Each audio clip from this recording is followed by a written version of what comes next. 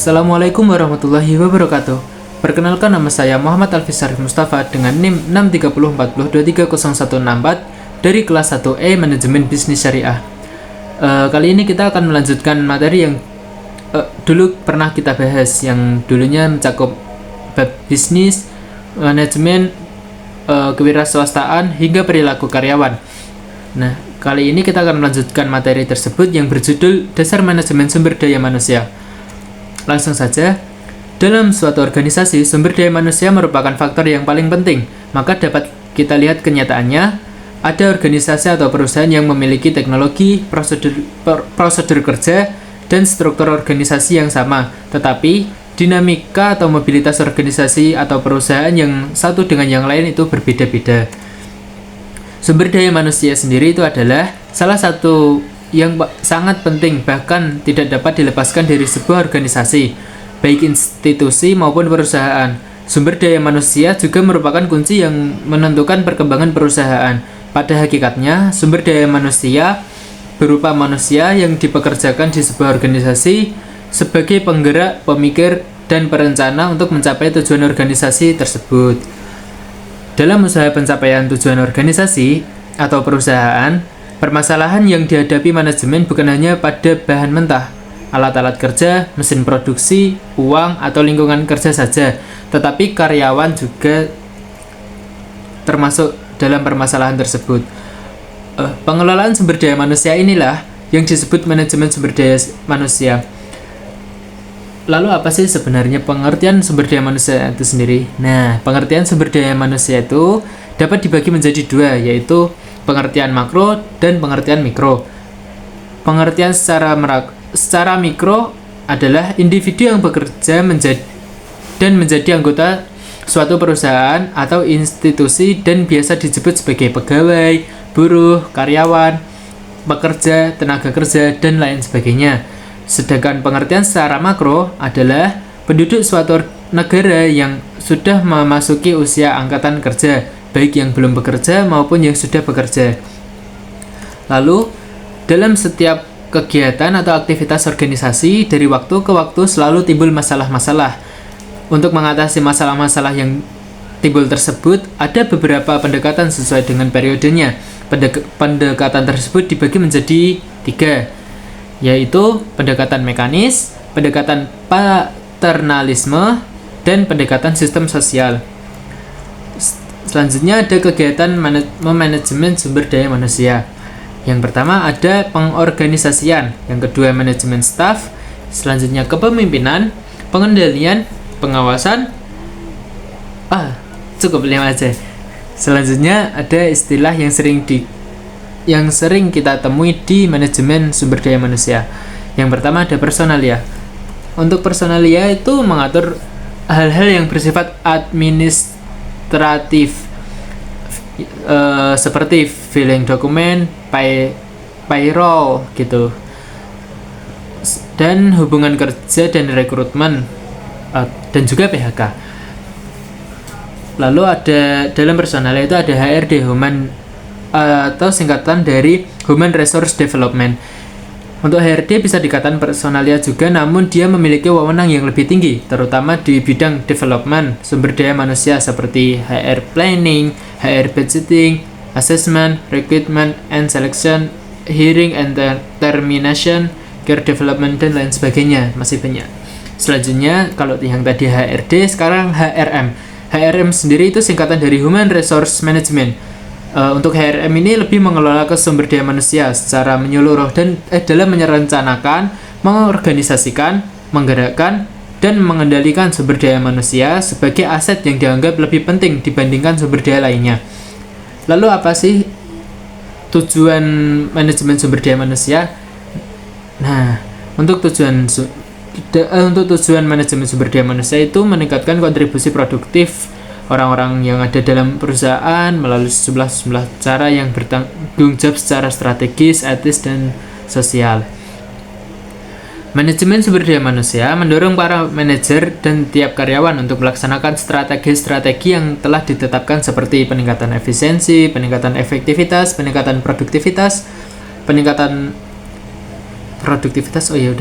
rendahnya tingkat perpindahan karyawan, rendahnya tingkat absensi, tingginya kepuasan karyawan, hingga meningkatnya bisnis perusahaan.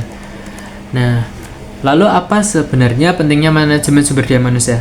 Untuk pentingnya sumber daya manusia itu, yang pertama, sumber daya manusia yang berharga. Yang kedua, sumber daya manusia tidak dapat ditiru.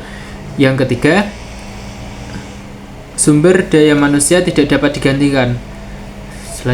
Selanjutnya, dari hal yang telah dari ketiga hal yang telah disebutkan tadi, dapat disimpulkan bahwa manajemen strategis, pelatihan dan pengembangan, kepuasan karyawan, dan rekrutmen dan orientasi. Selanjutnya ada prinsip manajemen sumber daya manusia. Yang pertama, prinsip kemanusiaan, prinsip demokrasi, prinsip kesatuan arah, prinsip komando, prinsip efisiensi, prinsip efektivitas, prinsip produktivitas kerja, prinsip disiplin, dan prinsip wewenang serta tanggung jawab. Sederhananya sering ditemui begini. Yang pertama ada program umum, yang kedua program khusus. Untuk program umum itu penyesuaian formasi, pengadaan pegawai, pengangkatan pertama, dan lain-lain. Untuk program khususnya, pembinaan tenaga kerja, penyelesaian kasus perorangan, penggantian surat yang hilang, peninjauan masa kerja, penyelesaian masalah kepegawaian.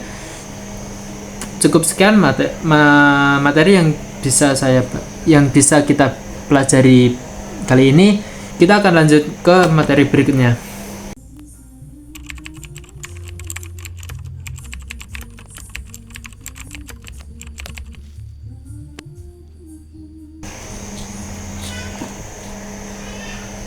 Sebelumnya kita sudah mempelajari tentang dasar manajemen sumber daya manusia. Selanjutnya kita memasuki bab marketing. Marketing sendiri bisa diartikan sebagai pemasaran. Nah, pemasaran itu merupakan bagian dari manajemen perusahaan dan juga salah satu faktor yang sangat penting karena pemasaran akan mempengaruhi secara langsung terhadap kelancaran maupun keberhasilan perusahaan dalam mencapai tujuannya. Pada dasarnya, tujuan dalam mendirikan perusahaan adalah mencari laba semaksimal mungkin. Keberhasilan suatu perusahaan dalam mencapai tujuan tersebut itu sangat dipengaruhi oleh kemampuan perusahaan dalam memasarkan produknya. Pemasaran di perusahaan selain bertindak dinamis juga harus selalu menerapkan prinsip-prinsip yang unggul dan perusahaan harus meninggalkan kebiasaan-kebiasaan lama yang sudah tidak berlaku serta terus-menerus melakukan strategi pemasaran. Karena sekarang bukanlah zaman di mana produsen memaksakan kehendak terhadap konsumen. Selanjutnya ada norma dan etika dalam pemasaran umumnya. Yang pertama, etika pemasaran dalam konsep produk. Untuk etika ini itu meliputi produk yang dibuat berguna dan dibutuhkan oleh masyarakat, produk yang dibuat berpotensi ekonomi atau benefit. Yang ketiga, produk yang dibuat bernilai tambah tinggi, dan yang terakhir, produk yang dapat memuaskan masyarakat. Selanjutnya itu ada etika pemasaran dalam konteks tempat atau distribusi. Itu ada dua. Yang pertama, barang dijamin keamanan dan keutuhannya. Yang kedua, konsumen mendapatkan pelayanan cepat dan tepat. Selanjutnya ada etika pemasaran dalam konteks harga. Itu ada tiga. Yang pertama meliputi harga diukur dengan kemampuan daya beli masyarakat. Yang kedua, perusahaan mencari margin laba yang layak. Dan yang terakhir, harga dibebani kos produksi yang layak. Etika yang keempat itu ada etika pemasaran dalam konteks promosi. Ini meliputi sebagai sarana menyampaikan informasi yang benar dan objektif. Yang selanjutnya sebagai sarana untuk membangun image positif, tidak ada unsur manipulasi atau memberdaya konsumen, selalu berpedoman pada prinsip-prinsip kejujuran, serta tidak mengecewakan konsumen. Selanjutnya ada psikologi pemasaran. Pemasaran sebagai sebuah studi yang terdiri dari beragam disiplin ilmu, seperti ilmu sosial. Ilmu sosial mencakup sosiologi, psikologi, antropologi, dan lainnya. Ilmu statistik, ilmu ekonomi, seni, matematika, bahkan bahasa atau linguistik. Di antara ilmu sosial yang mendasari pemasaran mendasari pemasaran tersebut, ilmu psikologi memiliki peranan sangat penting dan pada perkembangan konsep pemasaran. Selain itu, sebagian besar teori berakar pada hasil kajian ilmu psikologi, khususnya tentang perilaku konsumen. Selanjutnya, dalam sebuah bisnis, strategi marketing sangat diperlukan. Strategi marketing dapat dilakukan dengan melalui promosi secara besar-besaran pada media sosial. Nah, memberlakukan diskon yang menggiurkan, bekerja sama dengan public figure dan influencer untuk target audiens yang lebih luas, serta melalui newsletter. Namun, selain faktor dominan tadi yang dapat dioptimalkan dalam strategi marketing, sesungguhnya terdapat faktor penentu lain yang tidak boleh dianggap remeh. Nah, faktor yang tidak dianggap remeh itu adalah psikologi marketing. Apa sih sebenarnya psikologi marketing itu? Nah, psikologi marketing adalah salah satu ilmu dalam dunia marketing untuk memahami psikologi pelanggan saat mereka mengunjungi produk yang ditawarkan hingga pada akhirnya memutuskan untuk membeli produk tersebut. Selanjutnya, harus bagaimana agar psikologi marketing lebih bagus? Bisa menerapkan social proof atau memanfaatkan influencer. Yang kedua, penerapan emotional marketing. Yang ketiga, membuat produk seolah-olah langka atau eksklusif. Yang keempat, menerapkan prinsip decoy effect. Selanjutnya, penerapan current period atau OOD price. Yang selanjutnya, membuat perbandingan harga awal dan setelah diskon. Penerapan timbal balik, penerapan promo pelanggan tertentu, kemudian penerapan goal gradient effect. Bisa melakukan dengan mengadakan event pengetahuan, memahami konsumen, menerapkan devil's advocate, dan yang terakhir hindari copywriting atau yang terkesan menyeluruh. Selanjutnya ada perilaku konsumen. Nah, untuk perilaku konsumen ini ada 4: perilaku membeli yang kompleks, perilaku membeli yang mengurangi perbedaan, perilaku membeli yang telah terbiasa, dan perilaku mencari keragaman produk. Selanjutnya ada jenis konsumen. Jenis konsumen ini ada 5. Yang pertama konsumen potensial, yang kedua konsumen baru, yang ketiga konsumen loyal, konsumen diskonan, dan konsumen inklusif. Itu materi pada bab marketing kali ini. Selanjutnya kita akan membahas tentang bab produk. Cukup sekian pada materi marketing. Kita akan ketemu di selanjutnya.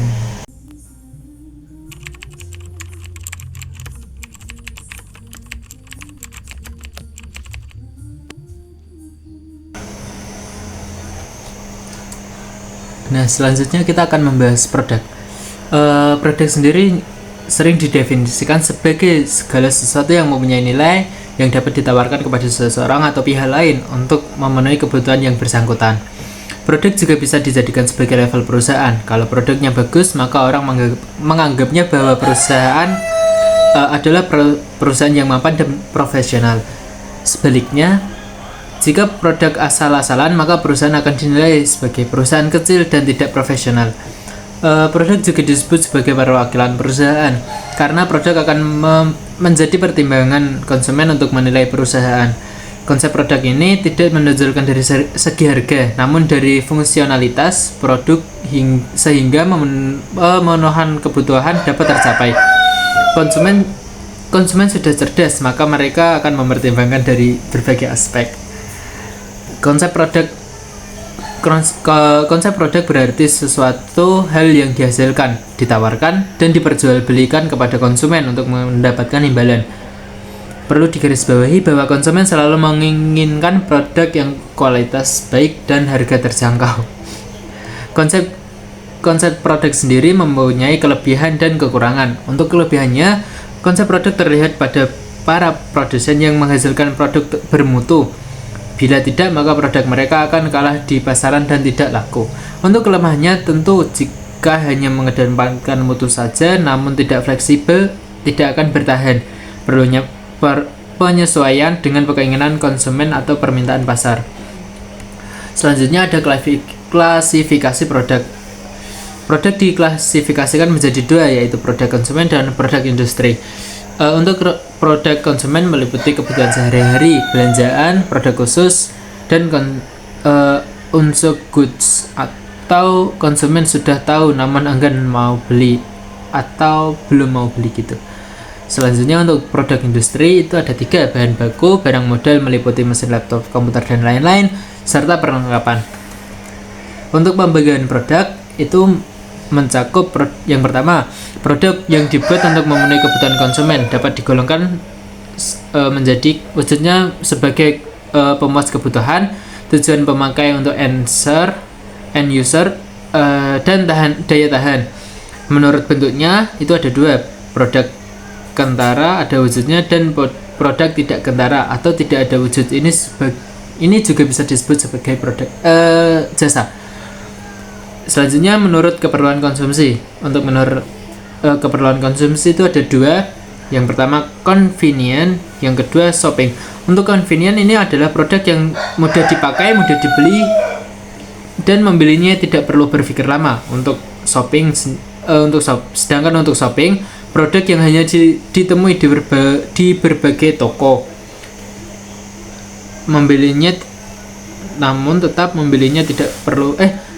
Namun membelinya perlu berpikir lama.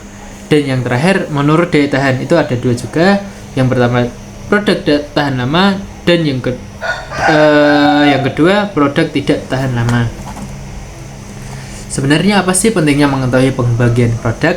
Nah, perusahaan perlu mengetahui agar tim pemasaran dapat menyusun strategi pemasarannya, karena pasar dan produk mempunyai karakteristik dan penggolongannya. Misalnya memasarkan produk konsumsi atau menentukan lebih penting merancang mode, kemasan, warna. Namun produk industri seperti durability, applicable, dan lain-lain tentunya berbeda. Dan tentunya 2 pembagian tersebut mempunyai strategi pemasaran yang berbeda. Selanjutnya itu ada tingkatan produk. Yang pertama produk utama. Tingkatan produk sendiri ini ada 5. Yang pertama produk utama, yang kedua produk generik, yang ketiga produk harapan, yang keempat produk pelengkap, dan yang terakhir produk potensial. Selanjutnya ada pengembangan produk. Semua pasti berawal dari masalah. Ketika ada masalah pasti orang memikirkan bagaimana menyelesaikannya, bukan? Nah, namun sebelum menyelesaikannya, orang tersebut akan mencoba untuk mengklasifikasikannya banyak hal agar mudah menghubungkan antara satu dengan yang lain. Menyelesaikan masalah bukan perkara mudah. Jika orang membuat rencana seperti menentukan karakteristik atau spesifikasi produk yang akan dihasilkan, membuat memo atau draft atau note untuk sebuah prototipe versi 1, 2, 3, dan seterusnya, membuat prototipe, uji coba, dan lain-lain. Melakukan uji coba, pengamatan, evaluasi. Apabila belum berhasil, melakukan uji coba dan pengamatan evaluasi berulang-ulang secara berkala sampai menyelesaikan dari permasalahan tersebut. Selanjutnya adalah who is part of the product development team. Nah, untuk ini sendiri itu ada 7. Yang pertama manajemen produk, yang kedua manajemen proyek, yang ketiga desain, yang keempat pengembangan, pemasaran, penjualan, manajemen senior. Selanjutnya ada siklus hidup produk. Nah, siklus hidup produk ini ada 4. Yang pertama tahap perkenalan, tahap pertumbuhan, tahap kedewasaan, tahap kemunduran. Untuk tahap perkenalan, pada tahap ini diperlukan produknya dikenalkan kepada konsumen agar orang-orang kenal dengan produk kita. Yang kedua produk pertumbuhan. Pada tahap ini kenaikan jumlah penjualan semakin besar. Hal ini dikarenakan meningkatnya jumlah permintaan. Pada hal kedewasaan, tahapan jumlah permintaan semakin berkurang. Demikian juga pertambahan labanya semakin berkurang. Nah, yang terakhir itu ada tahap kemunduran. Pada tahap ini permintaan produk sudah tidak ada, bahkan berangsur-angsur semakin berkurang. Konsumen mulai kurang memerlukan produk ini lagi. Selanjutnya ada strategi penetapan harga. Umumnya perusahaan akan menggunakan perhitungan sesuai dengan biaya produksi, iklan, tenaga kerja, kemudian mendapatkan sejumlah persentase tertentu sehingga mereka akan mendapatkan keuntungan. Hanya harga sendiri adalah komponen marketing yang dapat menentukan pendapatan perusahaan. Oleh sebab itu, menentukan harga dengan tepat akan menciptakan permintaan atau demand secara optimal dari sisi konsumen serta partner bisnis. Nah, untuk strategi penetapan harga ini ada loss leader pricing, competition based pricing, dynamic pricing, high low pricing, basing point pricing, captive pricing, skimming pricing, penetration pricing, dan lain masih banyak yang menggunakan kata-kata pricing. Cukup sekian materi yang kita bahas pada materi produk kali ini. Kita akan lanjut ke materi teknologi bisnis. Teknologi informasi.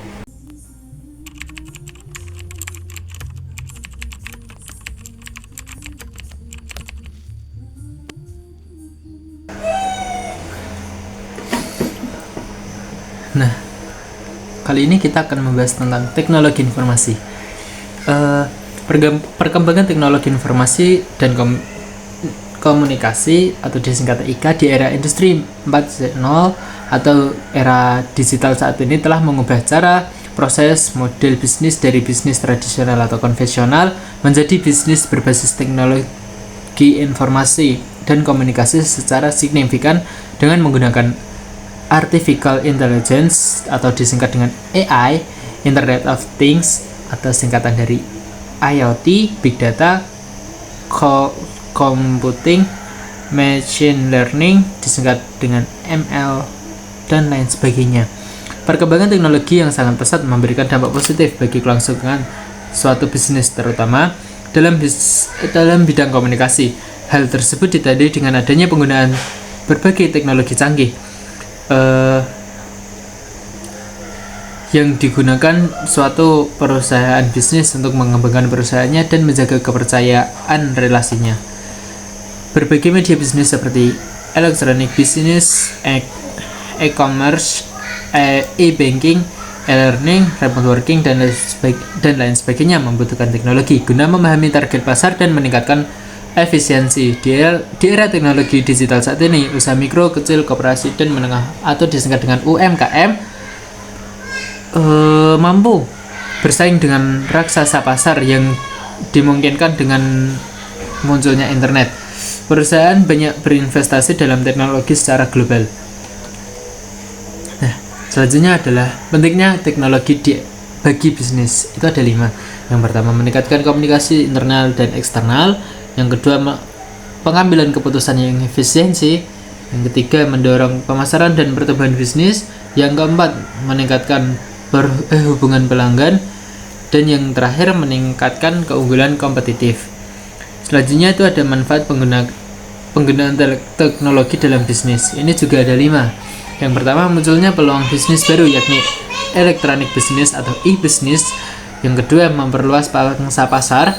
Yang ketiga, mengurangi biaya produksi dan operasional. Yang keempat, mempermudah proses rekrutmen karyawan. Dan yang terakhir atau yang kelima itu mempermudah proses komunikasi dan monitoring setiap karyawan. Selanjutnya ada jenis-jenis teknologi dalam bisnis. Yang pertama ada Artificial Intelligence atau disingkat dengan AI atau kecerdasan buatan telah menjadi salah satu kemajuan terbesar di bidang teknologi yang mengubah pola bisnis baik perusahaan kecil hingga perusahaan besar.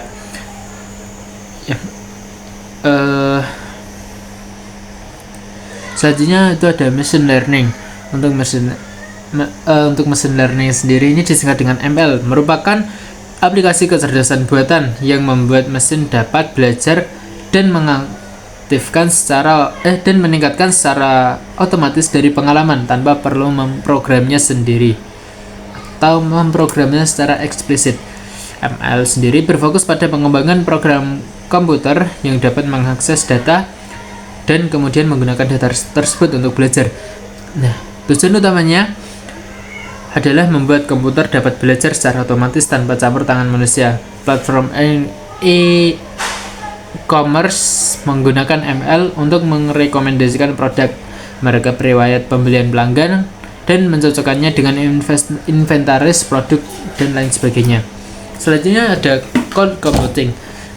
Untuk cloud computing sendiri merupakan pengiriman layanan komputasi melalui internet yang meliputi server, storage, database, intelijen, jaringan, perangkat lunak, dan analitik. Cloud computing menawarkan inovasi yang lebih cepat kepada perusahaan, sumber daya yang fleksibel, dan skala ekonomi.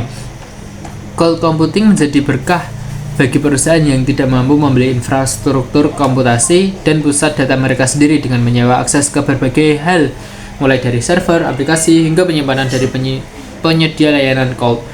Hal tersebut membantu perusahaan dalam memangkas biaya investasi kepemilikan dan pemeliharaan infrastruktur teknologi informasi dan komunikasi.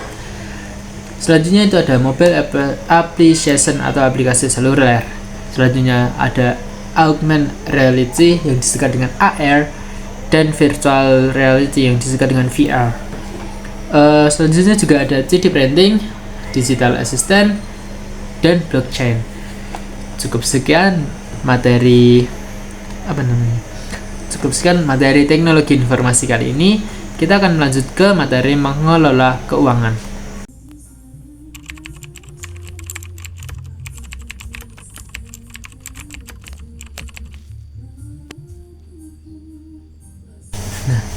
Selanjutnya materi yang kita bahas berjudul tentang mengelola keuangan. Dalam memulai sebuah perusahaan harus menggunakan modal. Modal didapat berasal dari modal sendiri maupun modal asing, atau bisa juga disebut dengan utang. Apabila perusahaan menggunakan modal asing yaitu utang, maka akan menanggung biaya tetap dan bunga. Masalah leverage atau sumber pinjaman modal perusahaan yang digunakan untuk meraih return dengan maksimal pun muncul dikarenakan perusahaan menggunakan aset untuk membayar utang dan perusahaan menggunakan utang untuk menanggung beban tetap. Dari hal tersebut sangat membutuhkan manajemen keuangan yang akan mengelola sumber dana dan modal agar tetap optimal. Tujuan dari manajemen keuangan itu memaksimalkan laba perusahaan dengan menghasilkan arus kas yang bernilai positif dan meminimalkan biaya finansial. Manajemen keuangan yang baik dapat membantu perusahaan mengelola anggarannya dengan lebih baik. Manajemen keuangan adalah mengelola sumber dana dan mengalokasikan dana tersebut secara efektif dan efisien. Manajemen keuangan juga disebut manajemen aliran dana sebab adanya dana yang masuk dan keluar pada perusahaan dari waktu ke waktu. Terdapat fungsi manajemen keuangan yang terdiri dalam ruang lingkup pengambilan keputusan di dalam manajemen keuangan yang terbagi menjadi 3. Yang pertama keputusan investasi, yang kedua keputusan keuangan, dan keputusan dividen. Untuk keputusan investasi itu adalah investasi modal, yaitu mengelola modal yang telah diberikan kepada perusahaan untuk dilakukan dan dalam menjalankan rencana yang telah dibuat. Dengan adanya keputusan investasi mengakibatkan perusahaan memiliki aktiva real seperti tanah, gedung, mesin, dan lain-lain. Yang kedua, kebijakan dividen. Fungsi manajemen ini mengacu pada pengelolaan sumber daya finansial yang tersedia seperti pendapatan, biaya investasi, dan arus kas, yaitu pada pembagian pendapatan antara digunakan sebagai dividen yang dibayar pada pemegang saham atau digunakan sebagai laba ditahan untuk membiayai pertumbuhan perusahaan. Dan yang terakhir ada keputusan keuangan. Untuk keputusan ini mencakup manajemen dalam mengambil keputusan struktur modal yang terbaik, pengendalian risiko, dan pengendalian beban. Struktur modal adalah perbandingan antara hutang jangka panjang dan modal sendiri yang disebut leverage keuangan, yang digunakan untuk mendapatkan stabilitas keuangan dan menjamin keberlangsungan perusahaan. Struktur modal sendiri terbagi menjadi 2, yaitu modal asing dan modal sendiri. Selanjutnya ada prinsip-prinsip yang berguna. Yang pertama adalah konsistensi atau konsisten, yang kedua accountability atau akuntabilitas, yang ketiga transparansi, yang keempat integrity, yang kelima stewardship atau pengelolaan, yang keenam accounting standards atau bahasa bahasa Indonesianya standar akuntansi. Selanjutnya ada laporan keuangan. Laporan keuangan digunakan untuk mengetahui dan mengevaluasi keuangan perusahaan untuk memprediksi kinerja perusahaan. Laporan keuangan sendiri ini terdiri menjadi 3 laporan, yaitu yang pertama laporan laba rugi, yang kedua laporan perubahan modal, dan yang terakhir yang pertama laporan rugi, yang kedua laporan posisi keuangan, dan yang terakhir laporan perubahan modal. Yang pertama untuk laporan laba rugi. Laporan ini berisikan pendapatan serta beban perusahaan dan memberikan informasi tentang laba atau rugi bersih yang didapatkan perusahaan dalam periode akuntansi tertentu. Laporan ini terdiri atas pendapatan selama periode berjalan dan beban, baik beban usaha maupun di luar usaha selama periode berjalan. Laporan laba rugi membantu pemilik bisnis untuk memutuskan apakah mereka dapat menghasilkan keuntungan dengan meningkatkan pendapatan, dengan mengurangi biaya, atau keduanya. Fungsi dan manfaat laporan laba rugi itu adalah mengevaluasi kinerja perusahaan, mengembangkan perusahaan, menilai risiko, tolak ukur perusahaan, menganalisis strategi perusahaan, profil perusahaan, dan mengevaluasi kinerja perusahaan. Yang selanjutnya itu ada laporan raja. Nah, laporan raja keuangan yang menyajikan aset atau harta perusahaan, liabilitas atau utang perusahaan, dan ekuitas atau modal perusahaan. Laporan ini dapat juga disebut sebagai posisi laporan keuangan. Laporan posisi keuangan ini berguna untuk stakeholder atau pemangku kepentingan, organisasi atau industri itu sendiri, pemegang saham, pemilik bisnis, dan karyawan. Dalam laporan raja, kita hanya perlu membandingkan antara aktiva dan pasiva ini sama atau tidak. Sebelumnya untuk aktiva sendiri itu adalah kepemilikan aset, harta, dan kekayaan yang menunjang kegiatan perusahaan dan dapat ditukar dalam bentuk uang tunai. Sedangkan pasiva adalah suatu pengorbanan ekonomi yang dilakukan oleh perusahaan demi menjalankan usaha sehingga bisa menghasilkan manfaat atau keuntungan yang lebih besar di masa depan. Untuk aktiva sendiri itu ada aktiva lancar, aktiva tetap, lancar berwujud, aktiva tidak lancar berwujud, dan investasi jangka panjang. Yang terakhir ada laporan perubahan modal. Laporan keuangan perubahan modal atau ekuitas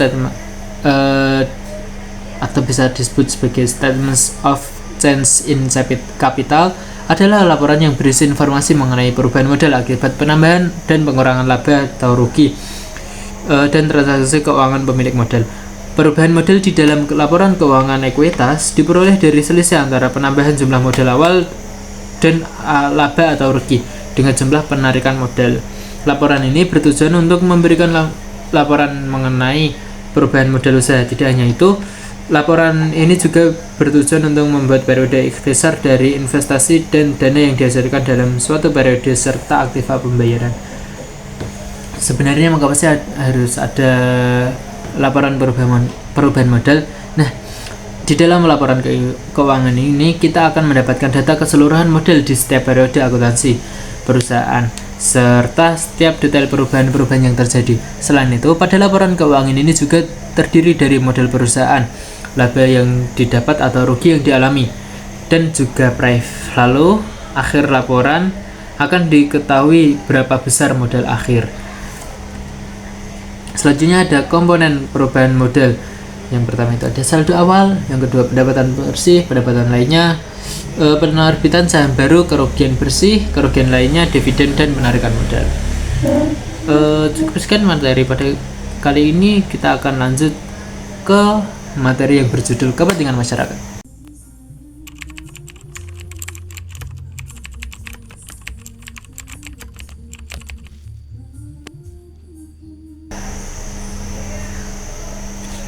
Kali ini kita akan membahas tentang kepentingan masyarakat.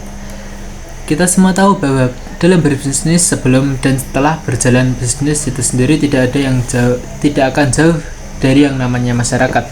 Pasti akan terlibat dengan masyarakat. Bisnis sebagai kegiatan sosial akan sangat wajar untuk mengejar yang namanya keuntungan. Namun perlu digarisbawahi yaitu tidak merugikan banyak pihak, kepentingan dan hak masyarakat perlu diperhatikan. Perilaku etis dalam kegiatan berbisnis adalah sesuatu yang penting demi kelangsungan hidup bisnis itu sendiri.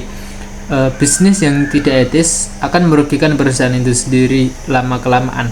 Bisnis yang bagus tidak akan dilihat dari segi pendapatan labanya yang bagus saja, namun bisnis yang mempunyai norma dan etika juga.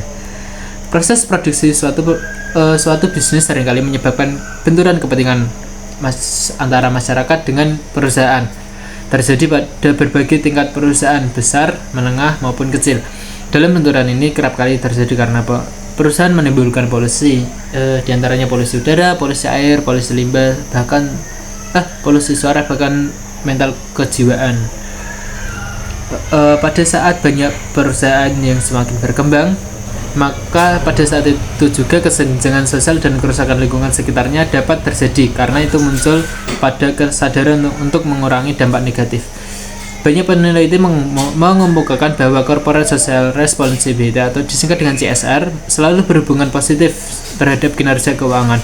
Namun semakin kesini hal tersebut tidak terlalu menjadi berita menarik karena sudah merakyat. Yang menarik adalah CSR ini berubah menjadi investasi perusahaan. Tanggung jawab sosial perusahaan menunjukkan kepedulian perusahaan terhadap pihak-pihak lain secara lebih luas daripada hanya kepentingan perusahaan saja. Corporate Social Responsibility atau disingkat dengan CSR atau tanggung jawab sosial perusahaan merupakan suatu konsep bahwa organisasi, khususnya perusahaan, memiliki suatu tanggung jawab terhadap konsumen, karyawan, pemegang saham, komunitas, dan lingkungan dalam segala aspek operasional perusahaan.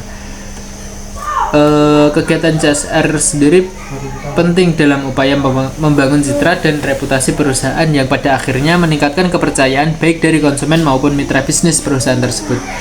Selanjutnya adalah ruang lingkup corporate social responsibility. Ruang lingkup dari CSR sendiri ini ada 4. Yang pertama, keterlibatan perusahaan dalam kegiatan sosial yang berguna bagi kepentingan masyarakat luas. Yang kedua, keuntungan ekonomis. Yang ketiga, memenuhi aturan hukum yang berlaku dalam suatu masyarakat. Yang keempat, hormat pada hak dan kepentingan stakeholder atau pihak-pihak yang berkepentingan dalam kegiatan bisnis suatu perusahaan. Keterlibatan perusahaan dalam kegiatan-kegiatan sosial yang berguna bagi kepentingan masyarakat luas. Kegiatan sosial tersebut sangat beragam, misalnya meminjamkan dana untuk membangun rumah ibadah, membangun prasarana dan fasilitas sosial dalam masyarakat seperti listrik, air, jalan, tempat rekreasi, dan lain sebagainya, melakukan penghijauan, menjaga sungai dari pencemaran limbah, melakukan pelatihan dengan cuma-cuma, memberikan beasiswa kepada anak dari keluarga yang kurang mampu ekonominya, dan lain sebagainya. Ada beberapa alasan yang mendasari hal tersebut, seperti karena karyawan perusahaan dari lingkungan sekitar, jadi mau nggak mau kita sebagai pemilik perusahaan harus basah sekalian karena dapat ikan di sana. Perusahaan telah diuntungkan karena boleh atau mendapatkan hak mengelola produksinya di sana dan mendapatkan keuntungan. Dan yang terakhir,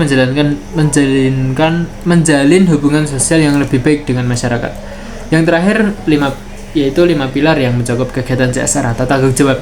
Yang pertama, pengembangan kapasitas sumber daya manusia di lingkungan internal perusahaan maupun lingkungan sekitar masyarakat sekitarnya. Yang kedua, penguatan ekonomi masyarakat sekitar kawasan wilayah kerja perusahaan. Yang ketiga, pemeliharaan hubungan relasional antara korporasi dan lingkungan sosialnya yang dikelola dengan baik, sering mengundang kerentanan konflik. Yang keempat, perbaikan tata kelola perusahaan yang baik. Dan yang terakhir, pelestarian lingkungan baik, lingkungan fisik, sosial, serta budaya. Selanjutnya kita akan membahas tentang materi bisnis internasional yang akan kita lanjut setelah ini.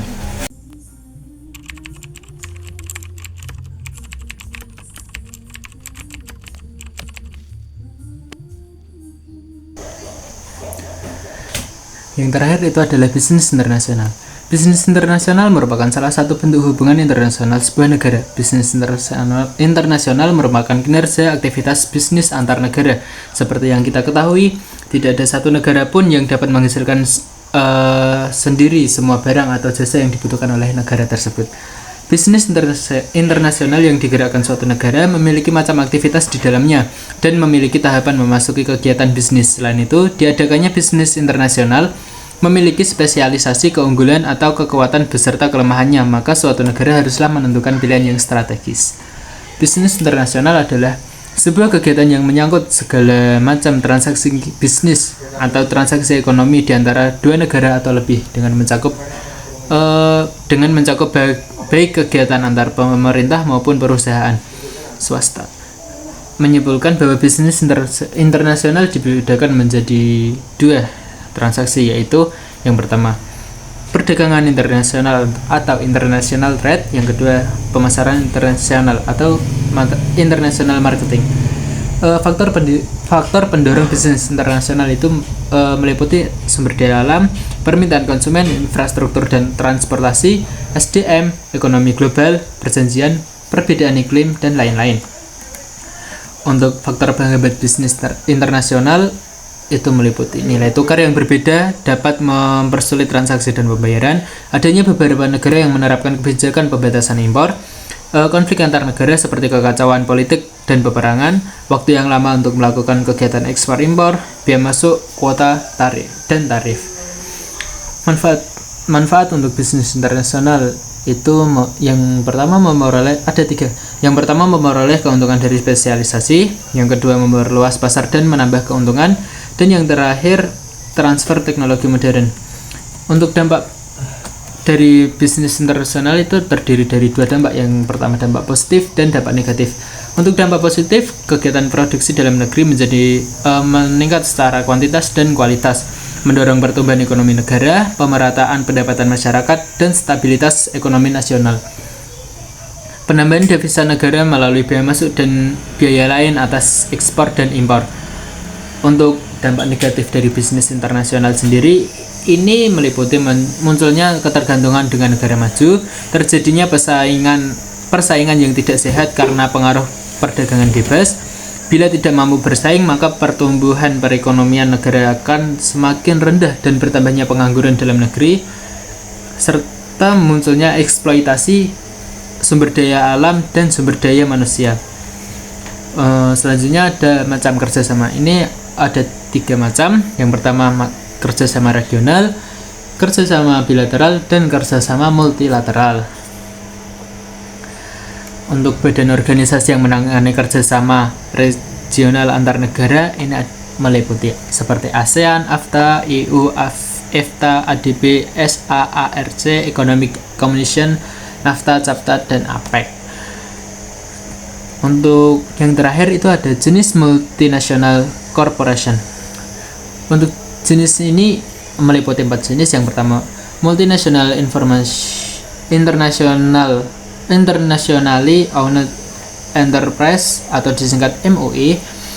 Yang kedua multinational or financial controlled enterprise atau disingkat MCE.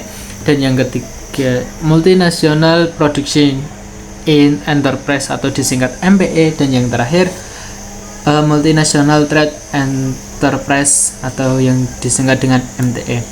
Untuk MOE ini fokus perusahaan berbasis MOE berawal dari satu induk perusahaan terlebih dahulu. Kemudian mereka akan berfokus pada cabang perusahaan lainnya yang berada di negara lain, yang mana kegiatan bisnisnya diawasi oleh banyak negara. Untuk MCE, ini perusahaan MCE berfokus untuk mengontrol keuangan atau permodalan dalam kegiatan usaha perusahaan. Sama seperti MOE, kegiatan MCE juga diawasi oleh banyak negara. Yang ketiga adalah MPE. Perusahaan yang satu ini berfokus pada produksi. Jadi MPE memiliki sekaligus mengontrol semua kegiatan dan fasilitas produksi di semua perusahaannya, termasuk yang berada di negara lain. Tak jarang untuk kegiatan produksinya, perusahaan tersebut memiliki subkontraktor. Dan yang terakhir adalah MTE. Jika MPE berfokus pada produksi, maka MTE berfokus pada kegiatan penjualan produk kepada masyarakat ataupun badan usaha di negara lain. Sekian materi yang dapat saya sampaikan.